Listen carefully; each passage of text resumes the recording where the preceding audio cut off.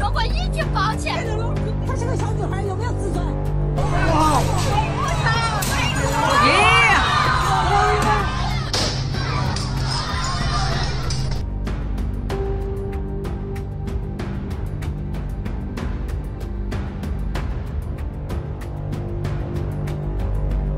！Sebuah pemberontakan menyala. Siswa China bangkit melawan sistem brutal dalam pemberontakan Henan 2025. Di Henan, China, badai sedang mengumpul. Pada tanggal 25 Mei tahun 2025, halaman sekolah menengah ke-6 Suchang berubah dari tempat impian masa muda menjadi medan pertempuran kemarahan dan kesedihan. Lebih dari 1.000 siswa, orang tua, dan warga berkumpul di gerbang sekolah. Suara mereka menjadi tuntutan keadilan yang menggelegar. Spanduk berkibar, selebaran berserakan di tanah, dan seruan darah dibalas darah. Keadilan untuk Wu Yijia bergema di udara. Kaca jendela kelas yang pecah dan kantor kepala sekolah yang terkepung menjadi saksi kemarahan mereka. Dalam momen kemarahan yang membara, seorang pengunjuk rasa menendang kepala sekolah dengan keras, sebuah simbol dari sistem yang telah mengecewakan seorang gadis muda. Ini bukan hanya kerusuhan, ini adalah teriakan naluriah melawan sistem pendidikan predator dan rezim yang berkembang dalam keheningan. Pemicu gejolak ini adalah kematian tragis Wu Yijia yang berusia 13 tahun, seorang siswa menengah pertama yang cerdas yang hidupnya berakhir pada tanggal 23 Mei tahun 2025 ketika ia melompat dari gedung apartemen berlantai 16. Kematiannya bukanlah tragedi acak, tetapi puncak dari perundungan tanpa henti yang menghancurkan jiwanya. Kematian Wu telah merobek fasad sistem pendidikan China, mengekspos budaya kekejaman dan ketidakpedulian institusional. Bunuh dirinya telah memicu gerakan yang beresonansi dengan hantu-hantu protes masa lalu dan menandakan kebangkitan baru di kalangan pemuda China. Wu Yijia, seorang bintang akademis dari keluarga kelas pekerja, memikul beban impian orang tuanya. Ibu dan ayahnya, yang bekerja jauh dari rumah sebagai pekerja migran, mempercayakan dia kepada kerabat, berharap pendidikan akan menjadi tangga baginya untuk keluar dari kemiskinan. Tetapi ketika guru baru di kelasnya yang hanya diidentifikasi sebagai Jiang mengambil alih kelasnya, dunia Wu menjadi gelap. Menurut keluarga dan teman-temannya, Jiang menundukkan dia pada 6 bulan penyiksaan sistematis, penghinaan publik, hukuman tanpa henti seperti berdiri berjam-jam dan melarangnya masuk kelas. Dalam panasnya Henan yang mencapai 40 derajat Celcius, Jiang memaksa Wu untuk berlari dan menghasut teman sekelasnya untuk menjauhinya.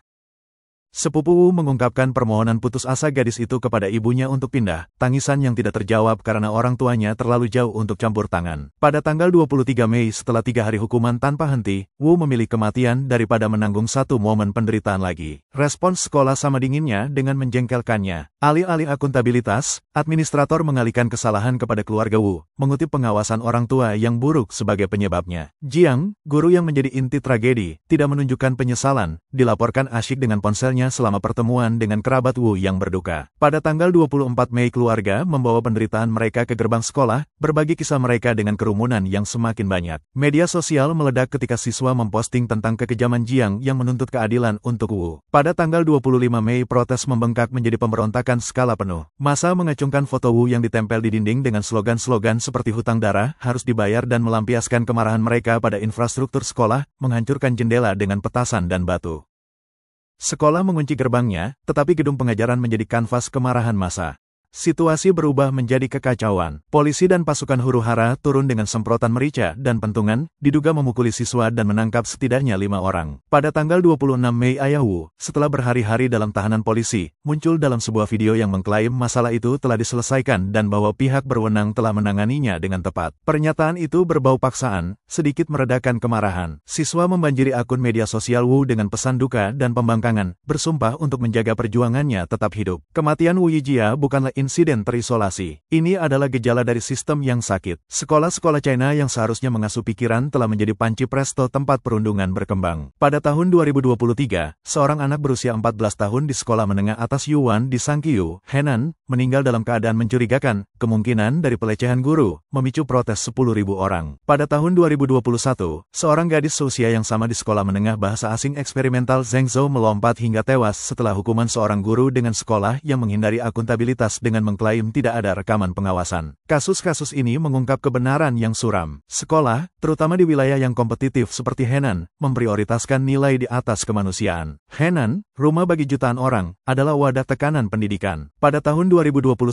hampir 1,5 juta siswa bersaing untuk kurang dari separuh tempat di sekolah menengah atas, mendorong sekolah untuk mengadopsi disiplin militer. Guru yang diberdayakan untuk menegakkan ketertiban seringkali memiliki wewenang yang tidak terbatas, menciptakan lingkungan di mana siswa diadu satu sama lain atau ditargetkan karena ketidaksesuaian. Guru Wu Yijia, Jiang, diduga menggunakan posisinya untuk mempermalukan dan mengisolasi dia, mendorongnya ke ambang batas. Penolakan sekolah untuk menyelidiki tindakan Jiang malah menyalahkan keluarga mencerminkan taktik yang terlihat dalam kasus serupa, di mana institusi melindungi pelaku untuk melindungi reputasi mereka. Tragedi ini mengungkap pembusukan yang lebih dalam, yaitu komersialisasi pendidikan China. Sekolah, baik swasta maupun negeri, mengejar jumlah pendaftaran dan keuntungan, memperlakukan siswa sebagai roda penggerak dalam sebuah mesin. Pemerintah daerah yang kekurangan uang memprioritaskan proyek-proyek mencolok daripada mengatur sekolah, memungkinkan penyalahgunaan untuk terus berlanjut. Dalam kasus Wu, respons sekolah yang tidak berperasaan dan tindakan keras polisi mencerminkan sistem yang lebih peduli pada kontrol daripada keadilan. Penghapusan cepat video dan postingan protes dari media sosial ditambah dengan penangkapan membangkitkan paralel yang mengerikan dengan protes lapangan Tiananmen 1989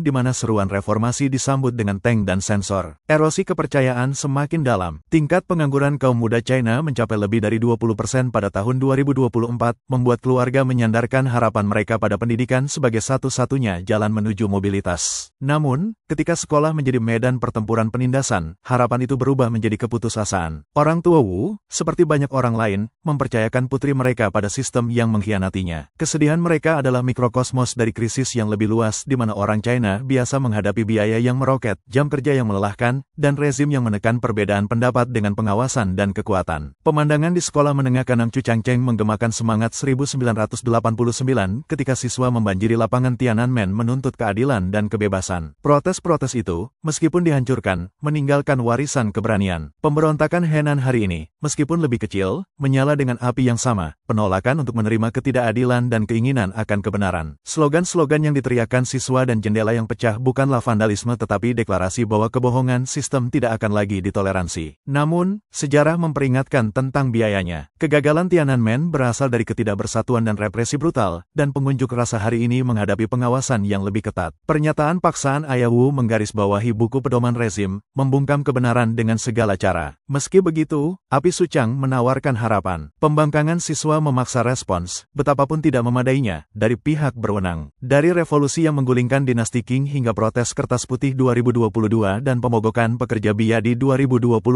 rakyat China tidak pernah sepenuhnya ditundukkan. Kemenangan terletak pada tindakan berdiri bersama, berteriak ke dalam kekosongan. Tetapi jalan ke depan menuntut strategi. Siswa harus mendokumentasikan penyalahgunaan, berbagi video secara anonim, dan membangun jaringan solidaritas untuk melindungi yang rentan. Kematian Wu Yijia adalah panggilan yang jelas. Kisahnya mengungkap sistem di mana guru menganiaya, sekolah menutupi, dan pihak berwenang menekan pembangkangan. Ini adalah sistem yang mengunyah impian dan memuntahkan keputusasaan tidak hanya di sekolah, tetapi di seluruh rumah sakit, tempat kerja, dan kantor pemerintah. Berapa lama ini bisa bertahan? Gagasan bahwa rezim China tidak terkalahkan adalah kebohongan yang disebarkan untuk menjaga kaum tertindas tetap terkendali. Kebebasan tidak pernah diturunkan. Itu dimenangkan melalui perjuangan seperti yang terlihat dari pertempuran apartheid Afrika Selatan hingga jatuhnya tirai besi Eropa Timur. Siswa Suchang telah menyalakan percikan. Seruan mereka untuk keadilan, penolakan mereka untuk tunduk, adalah tantangan bagi setiap anak muda di China. Rekam kebenaran, bagikan video, berdiri bersama mereka yang ditindas. Dari ruang kelas hingga jalanan, perjuangan untuk keadilan dimulai dengan satu tindakan keberanian. Hidup Wu Yijia telah tiada, tetapi kisahnya dapat memicu revolusi. Semangat 1989